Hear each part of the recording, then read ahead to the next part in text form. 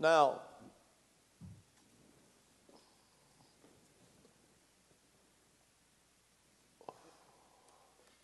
that doesn't write. It's red. I'd like to have black. Just add some more pressure, preacher.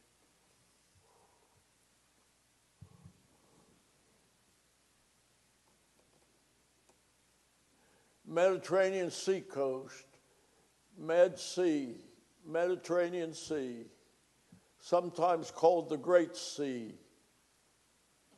Up here's Galilee. Jordan River flows down to the Dead Sea. Here's the children of Israel, 3 million parked all along here. Right over there across that river, there is Canaan, the promised land, the good land.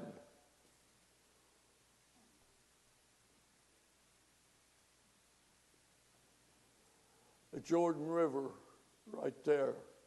They're parked here, and they're ready to go across the Jordan River, ready to cross.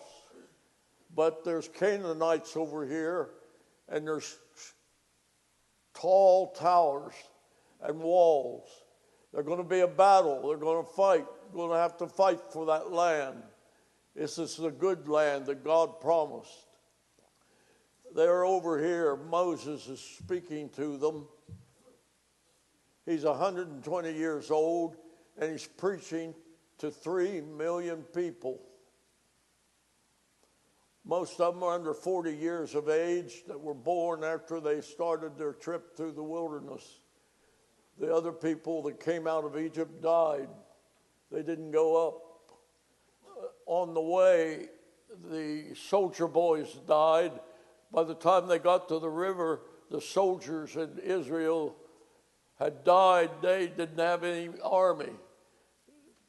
But they're still going to go over because God told Moses to tell them, I'll win it for you. I'll fight the battle. I'll drive the kings out. So it says in Deuteronomy 3, then we turned and went up on our way to Bashan. Now, where is Bashan? You need to know where that's at if you study the Bible. Bashan.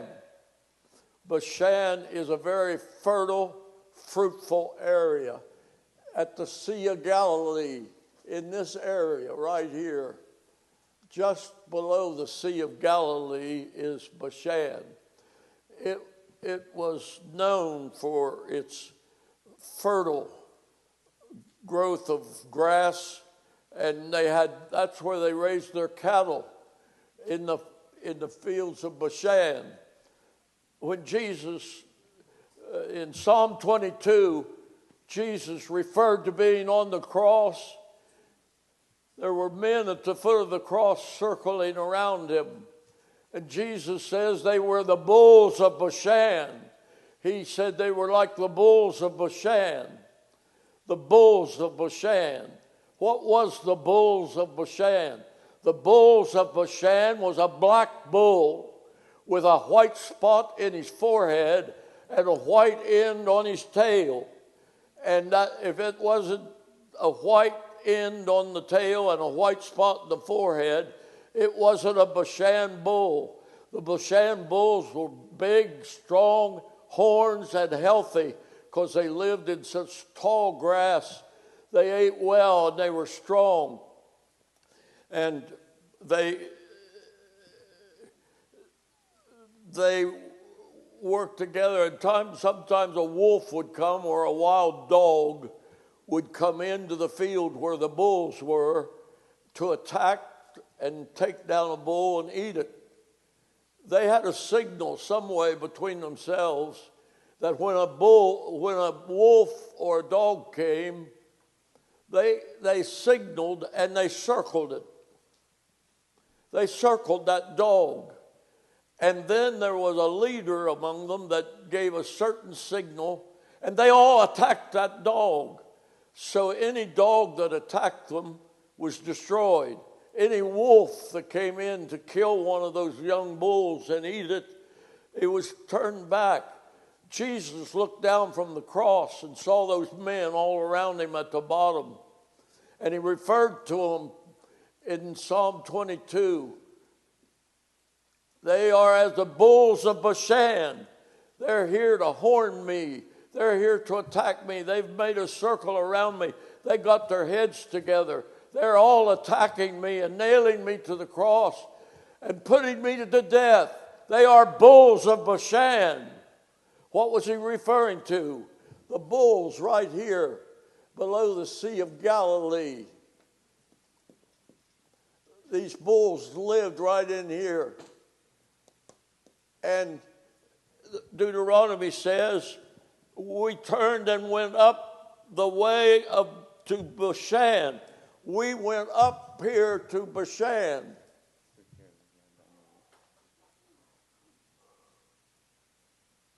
Why, they didn't need to go up there. The opening to go over into the river, over into the good land, the opening was down here along the Jordan. They didn't need to go up to Bashan. Why did they go up there? That's a vicious people. The people in there are giants. There's two kingdoms, Sihon and Og. God defeated both of them for the children of Israel to be able to go into the good land. God defeated Sihon and he defeated Og. Og was a nation up here. Og, the king of that nation. That was his name, Og.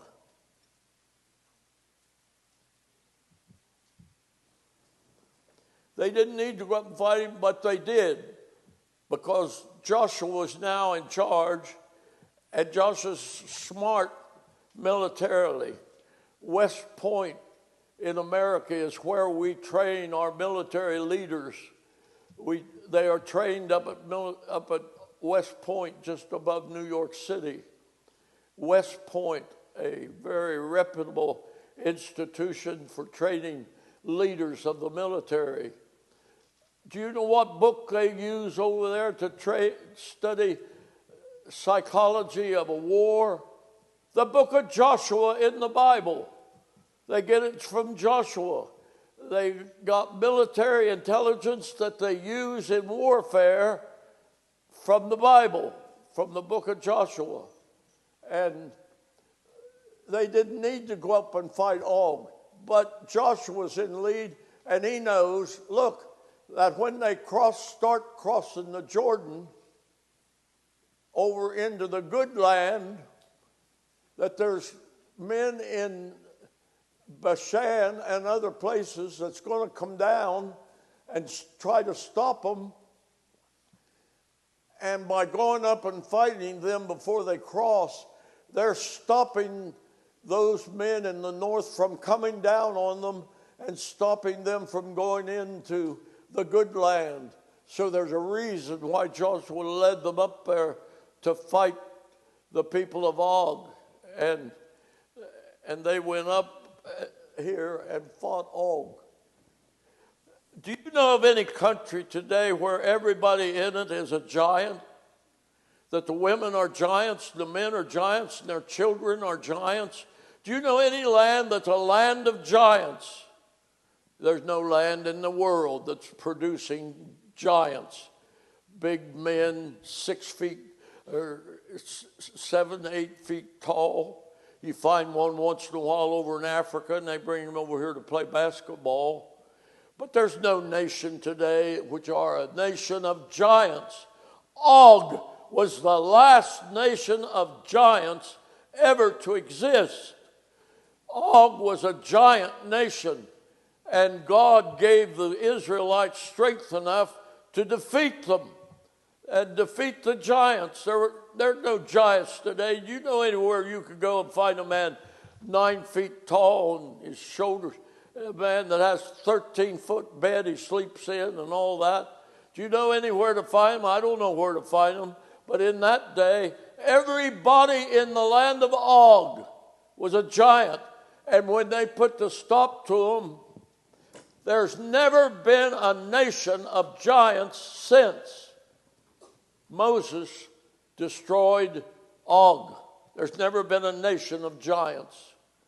And he put a stop to their growth, and that they didn't need to go up. Then we turned and went up to Bashan.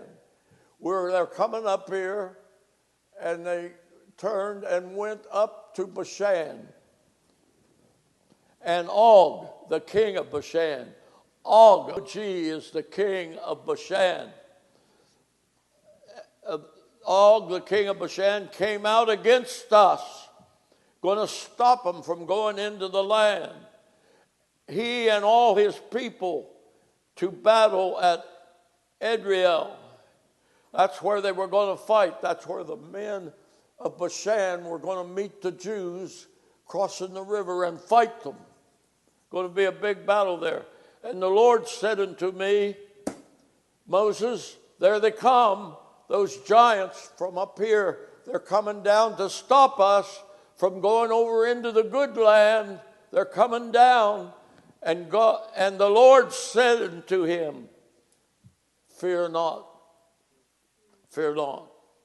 for I will deliver him and all his people and his land into thy hand. And thou shalt do unto him as thou didst to the Sihon king of the Amorites, which dwell in Heshbon. So the Lord our God, look where we're at. The men of Bashan are coming down to stop the Jews from going over into the good land. They have marched 40 years to get there. They've marched 40 years to get to this good land. Now it's going to cross the river over in. Here comes the men of Bashan, giants, to stop them. God said, don't be afraid. I'll stop them like I did Sihon, the other king. I'll stop them all. And it says, so the Lord our God delivered into our hands Og, verse 3. Also he, the king of Bashan, and all his people, and we smote them until none was left to him remaining. When God got through using the Israelites against Og, there wasn't any more giants. There wasn't any more to face. God destroyed them. And we took all his cities. Not only did we put them to flight and kill them, we took all their cities that time. And there was not a city that we did not take. 80 cities. The king of Og had 60 cities. 60 cities like Marietta. They took them all. They took every city. The Jews took them because they tried to stop them from going over into the good land. With God's help, they destroyed 60 cities. And then 80 cities in all the region of the kingdom of Og in Bashan. All these cities were fenced. They had fences around them. They had high walls. They had gates. They had bars beside unwalled towns, a great many. And we utterly destroyed them. We did unto Sihon, king of Heshbon, utterly destroying the men, women, children, and every city. But all the cattle and the spoil of the cities we took for a prey to ourselves. They killed men, women, and children. We don't have a teacher that teaches it. We don't have it in our curriculum. But you go to a place like Dallas Theological Seminary in Dallas, Texas, and you go to where some of their teachers are. In their curriculum, they have a course, the morality of killing everyone. The morality of killing men, women, boys, and girls. A lot of people raise the question, why would God kill all the boys and girls? There's men in Dallas Theological Seminary and other places have studied why and the morality of it, and they teach it as a course. That's a course that you take. You go to class and you take a final test on it, and you get credit for studying the morality of killing a family, killing a man and a woman and their daughter and their little boy and their girl. Is that right? Why is it right? Those men have studied it out and teach a course, the morality of destroying a family. That's what they did here. They destroyed the cities. They destroyed all of them. They destroyed the men and the women and the boys and the girls. We did just like we did the Sihon king. Men, women, children, and every city they destroyed. The people who don't like Christianity and don't like the Bible, that's one of their grievances. They'll point to that and say, what kind of a God do you have? What kind of a person is Jesus? You worship him. You're a Christian. You go by the Bible. It says that God killed men, women, children in every city. But all the cattle and the spoil of the city, we took as a prey for ourselves. We killed the people and we took their corn. We took their wheat. We took their barley. We took all the food they had. And we took at that time out of the hand of the two kings of Amorites the land that was on this side Jordan, from the river of Arnon to the Mount Hermon. We took the land over on this side of Jordan. Here's the Jordan River going down through here. Before they crossed over, they took this land over here. Can somebody tell me what Jewish tribes settled on the west side? Didn't go over and settle in the good land. They settled over here on this side of the Jordan River. Who was it? I can't hear you. Reuben, Gad, half tribe of Manasseh. Reuben, Gad, half tribe of Manasseh. That's the ones that stayed over on this side of the river. And Moses and them got into an argument. We're allowed to stay over here. It's a good land. The good land overlaps the river. Do we have to cross? Can we live over here?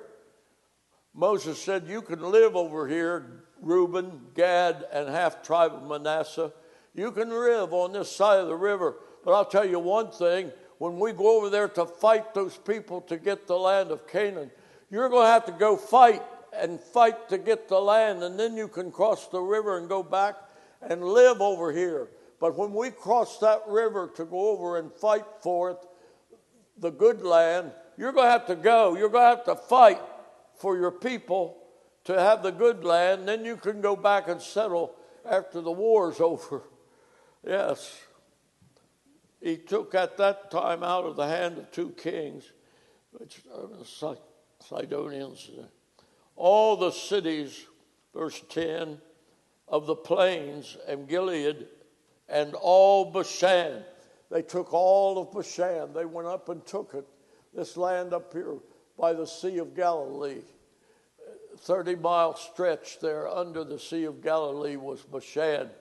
And it took time of the hand of the two kings that was on this side Jordan, from the river of Arnon to Mount Hermon, which Hermon, the Sidonians called Syrian, and Amorites called it Shinir.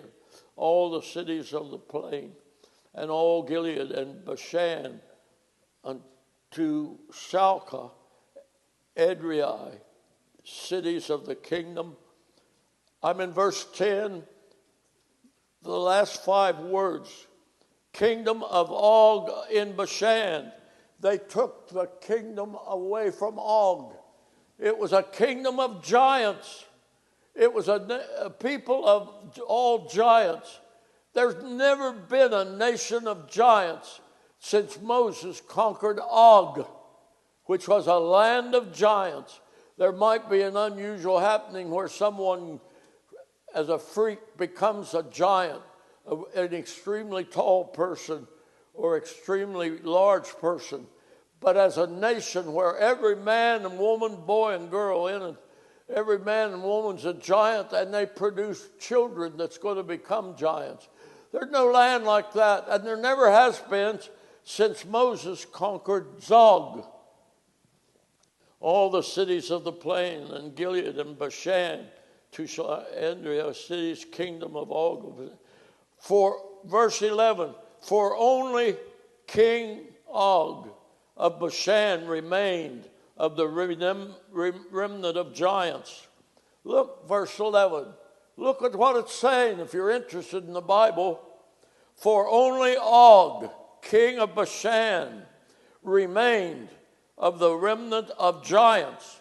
The only nation that remained that was a nation of giants was Bashan, up here by the Sea of Galilee. And look, for only Og of Bashan remained. His bedstead was a bedstead of iron. His bed wasn't made out of wood or something else. He was such a big man, Og, that he had to have an iron bedstead. Is it not in Rabbath, the children of Ammon? 9 cubits was the length thereof. How long is 9 cubits? 13 feet. For him to lay down in his bed, he had to have a bed 13 feet long. Now, I'm 6 foot. It would have to be twice as long as me plus another foot, the length of his bed. His bedstead was of iron. 9 cubits was the length thereof, and 4 cubits the breadth thereof, after the cubit of a man. And the land which he possessed at that time, from Arnon, which is by the river Arnon, and the Mount Gilead, and the cities thereof, gave I unto the Reubenites and the Gadites. Those are 2 Jewish tribes that's going to settle over on this side of the Jordan River. Gad and Reuben were given their land that he took from Bashan and Og and Shion. He gave the land to them. That was to Reuben and Gad, who did not cross the river. They had to cross over and fight, but they could come back and settle there for their inheritance. And the rest of Gilead and all Bashan, being the kingdom of Og, gave I unto the half tribe of Manasseh all the region of Argob with all Bashan, which was called the land of giants. That's verse 13. Bashan was called the land of giants. Everybody there was a giant. You don't know of any place in the world today that everybody lives in that nation is a giant, about 3 feet taller than anybody else. There's no nation of giants today. There hasn't been since Moses conquered Og. He gave the half tribe of Manasseh with all Bashan, and was called the land of giants. Verse 13. Jair, the son of Manasseh, took all the country of Argob to the coast of Jeshurun and Makkathai, and called them after his own name, Bashan of Oljor, and to this day. And I gave Gilead unto Machir, and unto the Reubenites and the Gadites I gave from Gilead even to the river, or half the tribe, the border, even the river Jabbok, which the border of the children. A boy come to my room last few days, and he was helping me, and I found out his name was Dan. The next day he came back and he said, "You remember my name?" I said, "Yes, it's Dan. That's the most northern tribe of all of Israel, is Dan. You're a Danite." And I remembered his name.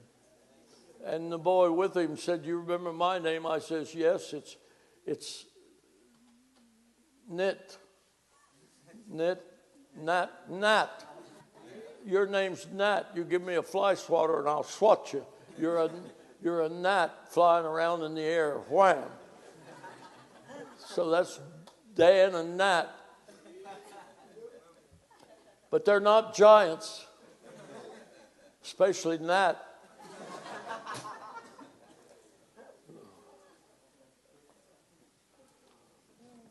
Verse 17 of chapter 3.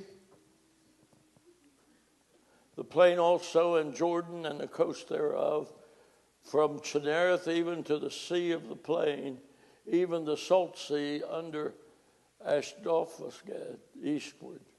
The three different names in that one verse for the Sea of Galilee. Chinnereth of the salt sea, from Chinnereth even to the sea of plain, the sea of the plain, the salt sea, and Chinnereth. And I command you at that time, saying, the Lord your God hath given you the land to possess it. You shall pass over armed before your brethren, the children of Israel, all that are meet for the war. But your wives and your little ones and your cattle, for I know that ye have much cattle, shall abide in your cities, which I have given you. What's he saying? When we get up here and we start over, the men are going to go. The men from the tribe of Gad, the men from the tribe of half tribe of Manasseh, and the tribe of Reuben, you're going to go over and fight. But your wives and your children don't have to go. They could stay over here on this side the river. But you men have to go over and fight for the land. Then you come back home, live over here on this side of the river, and some other Jewish tribe will take the land you conquered for them. That's the way they took the land. And they possessed the land which the Lord your God hath given them beyond Jordan. And then shall you return every man unto his possession, which I have given you. Verse 21, and I commanded Joshua at that time, saying, thy eyes have seen all that the Lord your God hath done unto these two kings. So shall the Lord do unto all the kingdoms whither you pass. Ye shall not fear them, for the Lord your God, he shall fight for you. And I besought the Lord at that time, saying, Moses says some wonderful things here. Just some blessed things about God. It's wonderful when you hear somebody pray and they say wonderful things about God. Look what Moses said. And I besought the Lord at that time. Verse 23. I began to talk to the Lord at that time. I besought the Lord. I besought the Lord at that time. Verse 24. O Lord God. What he said was, O sovereign God. When you find Lord and God together in the Hebrew, it was sovereign. O sovereign God, thou hast begun to show thy servant thy greatness and thy mighty hand. For what God is there in heaven or in earth that can do accordingly to thy works and according to thy might? War broke out in Europe in about 1915, and Europe was not getting along too well. The President of the United States sent American troops over to Europe to help them to save their freedom and democracy. Our president sent troops, and they went over and fought for the European people. And then after a few years, that was over. Another war, World War II. And once again, Europe was being defeated by Germany and the Nazis under Hitler. And once again, President Roosevelt sent American troops over to fight for the Europeans and went over and fought and helped them. Here, God sent in the army of Gad and Manasseh and them to help fight that they might win the land. And after it's over, Moses says this beautiful statement, like a doxology. O Lord God, O sovereign God, thou hast begun to show thy servant thy greatness. I hope you can say that I'm going to be a missionary, I'm going to be a preacher, I'm studying, I got another year, 2 or 3. But some night that you'd go in your room and fall beside your bed, and you'd say, oh God, you have been showing me thy greatness. You've been showing me how great you are. I've been able to pass my test. I've been able to study. The schools had food for us, and the weather has been conducive. Lord, you're showing me, thou hast begun to show thy servant thy greatness, bringing you over here, going to classes, going to churches. You would have been in a good church tonight if the choir had been ready. A church had its doors open for the choir to come tonight and sing. We would have had a choir trip tonight. God's showing us great things, you, from the Philippines and other places, that now you're in a choir that goes to churches in America. You meet wonderful Christians. You meet wonderful pastors. We got to go on a picnic. We're going to have a prayer conference. We're going to have a Christmas banquet. Oh, God, you've been showing me how great you are. Oh, God, you've been showing thy service thy greatness. Before you go out on deputation, before you go out to start a church, God is showing you how great he is, how good he is, how forgiving he is, what a God of grace he is. And Moses starts this beautiful doxology. O Lord God, O sovereign God, thou hast begun to show thy servant thy greatness. Verse 24, and thy mighty hand, for what God is there in heaven and earth that can do according to thy works and according to thy might. Did you ever in your prayer say, oh God, there's not another God in heaven or on earth or anywhere else that's like you. You are the only one. You're the only one that could forgive my sins, take them away, save my soul from eternity of hell. Give me a home of grace with eternal life in heaven. Oh God, there's no God like thee. There's no God like thee. Moses said, oh God, thou hast begun to show me thy greatness. I pray thee, let me go over. Moses said, there's no God like you. Let me go over and see the land you gave us. You gave us that land where they got grapes that men have to carry, not a man, but men. The grapes of Eshcol. And there's the milk and honey, and there's the food for 3 crops a year the soil produces. And fat cattle and good cattle and fruit. And you're a God that supplies all that. You are a great God. There's no God like thee in heaven or in earth that can do according to the works, according to thy might. Yeah. Go get down some night, you want something. Oh God, I need this. There's not a God in heaven or a God on earth that can answer this prayer, but you can. You are the great God. You're the greatest. You're the only one. And this prayer is wonderful. I pray thee, let me go over and see the good land that is beyond Jordan and goodly mountains in Lebanon. Let me go over. I've walked 40 years to get here. I'm 120 years old. I spent 40 years with you in Egypt. I spent 40 years with you tending sheep. I spent 40 years marching in the wilderness. Oh God, let me go over to the good land. Let me see the grapes of Eshcol. Let me go over and see the milk and honey, the fat cattle, the crops, the fruit that grows on your fruit trees.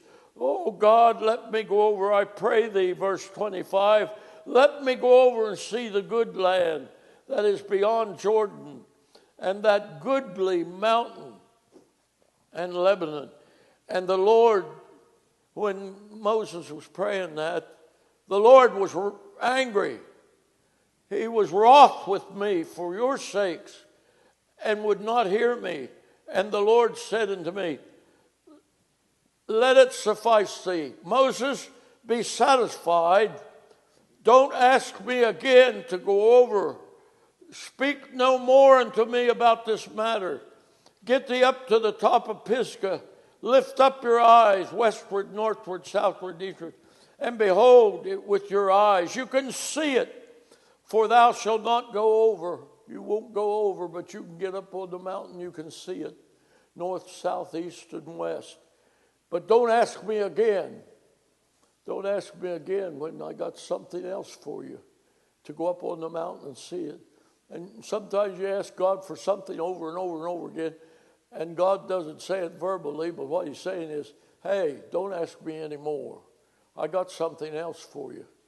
I got something else. Lord, I'm getting to the age I want to have a partner. Lord, I'd like to have that girl over there. She doesn't know it, and I'm afraid to tell her.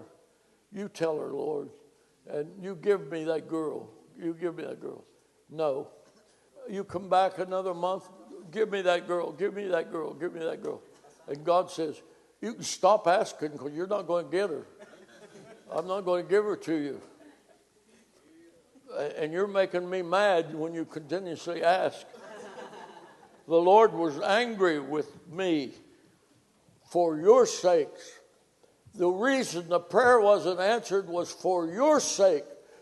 Do you ever think that God didn't answer my prayer for the sake of other Christians, for their blessing, for their benefit? He didn't give you something that would take the ministry away from them, or would take your preaching or your teaching away from them. You don't answer that prayer. He won't. No need to ask me. I'm doing it for your brothers and sisters in Christ. I'm doing it for your sake. I'm not answering your prayer for the sake of your other students. That's what he told Moses. You get up on top of the mountain and you can see the land. But charge Joshua and encourage him and strengthen him, for he shall go over before this people, and he shall cause them to inherit the land which thou shalt see. So he abode in the valley against Beth-peor. That they're beginning to go into the land. They went up here. Now they're going across 3 tribes over here. Reuben, Gad, half tribe of Manasseh. They've got to go over and help fight if they're going to come back and God's going to give them land on this side of the river. You've got to go over and help the people take this land over here. So they went over and then they came back and settled here on this side because they went and fought for the other people.